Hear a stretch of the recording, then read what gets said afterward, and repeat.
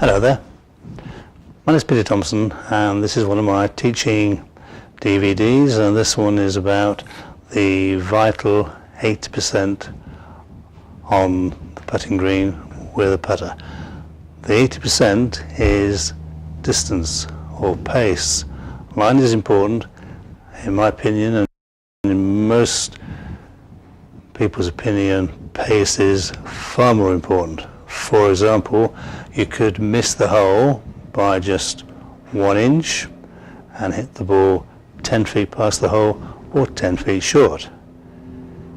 You need to get the ball to the hole more than the last roll, in which case if you missed it by 2 feet you'd still be only 2 feet away from the hole. Believe me, pace is vital, absolutely vital. Probably the best putter in the world at this moment in time, this is August 2017, is Jordan Spieth, and his pace control, not all the time but most of the time, is fantastic. He tries to get the ball to drop into the hole on the last roll. That's what I used to do. To me, a perfect putt is when the ball goes into the hole on the last roll. Pace, pace, pace. Pace is important when you're playing. If you play on a course with a practice putting green, hopefully, but not always, the pace on the practice putting green will be the same as on the golf course. If it isn't, then if you're playing a game of match play, you can, if you wish, if you have time, go onto the golf course first and check the pace of the greens. Using a putter, hitting a ball along the greens. Probably the 18th green would be the nearest to the practice green, but please make sure there's nobody on the putting green or playing on the hole. That wouldn't go down too well. But then if there isn't, it is perfectly legal in match play but not in medal to go on the golf course and practice the putting. In medal play, if you do that, you get disqualified. I used to be a very good putter, mainly because I had fortunately lived on a golf course for the first 29 years of my life, and living on the golf course gave me access to practice grounds, golf courses obviously, and also putting greens. I used to walk out of our bungalow and within a minute I'd be on the practice putting green, which was fantastic. My father was a golf pro at this golf course, Belton Park Golf Club, Grantham, Lincolnshire in the UK, and this actually is his putter he used to use, which I've kept for a long time, and it's pretty old now. It's an old, I think, Braid Mills putter. Could even be quite valuable, but I would never sell it, and I can still recall my father putting with his putter and always trying to get the pace right.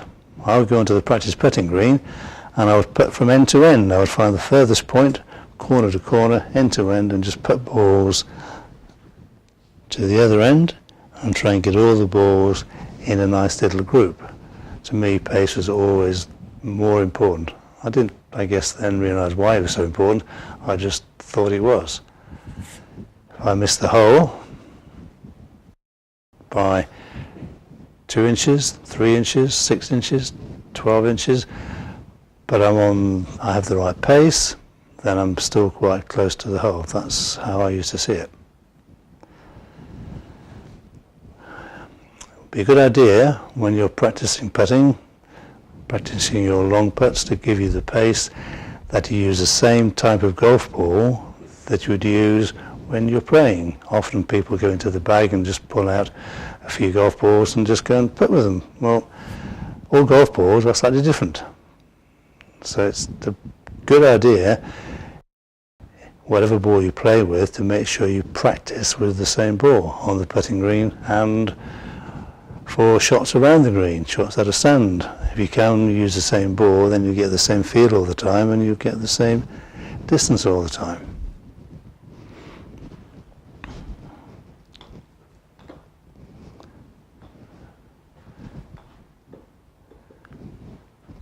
To control the pace, what I do personally is I look at the distance the ball has to go. I then try and work out how far back to take the putt ahead to hit the ball that distance. I'll then take it back and always make sure I went through further than I went back. Some people have a pendulum stroke, which is fine if it works for them. I personally think that with all golf shots, the backswing should be shorter than the forward swing. So the putter head, club head, is accelerating through the ball. That's how I used to do it. So let's say 6 inches back, 18 inches forward, and that controls the pace. So if you know the distance you've got to hit the ball, but your backswing is too long, then the ball may well go too far, or you might think it's too long and slow the downswing quite a lot and then mishit the ball and it won't go as far. So control the distance by the length of the backswing, then just hit the ball. Move the putter head straight through the ball. There.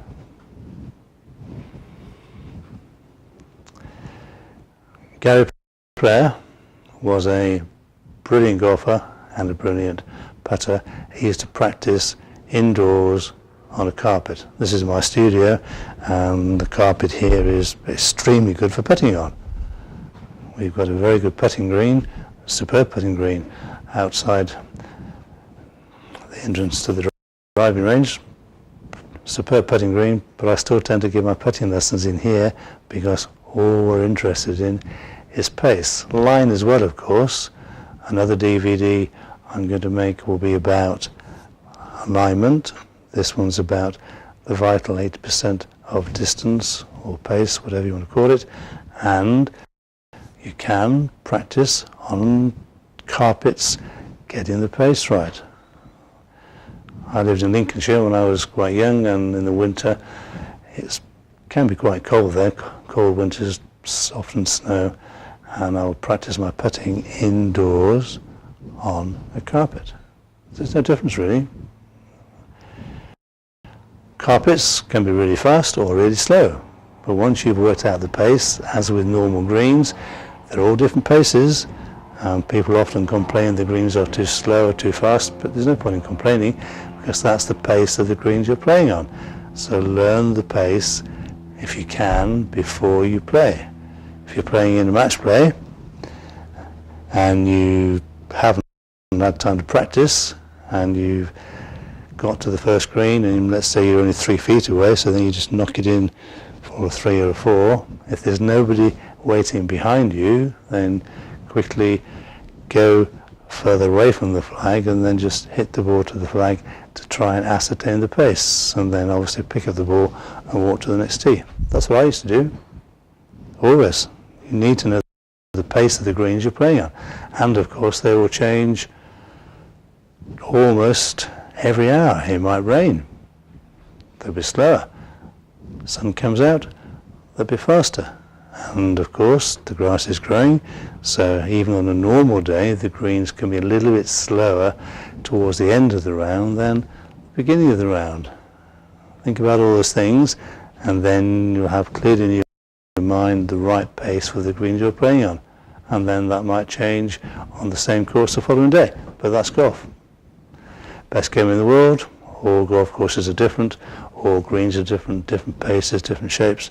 That to me makes it way more interesting, say, than hitting tennis balls or playing football on the same shape, same surfaces most of the time.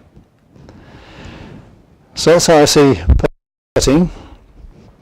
2 elements: line, pace. Pace is 80% of the putt.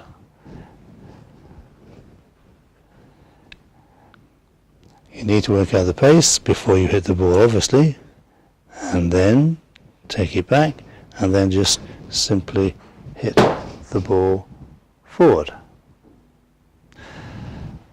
That's how I see putting. I hope you've learned something from this, and I hope you take it onto the golf course. Thank you for listening. Thank you very much.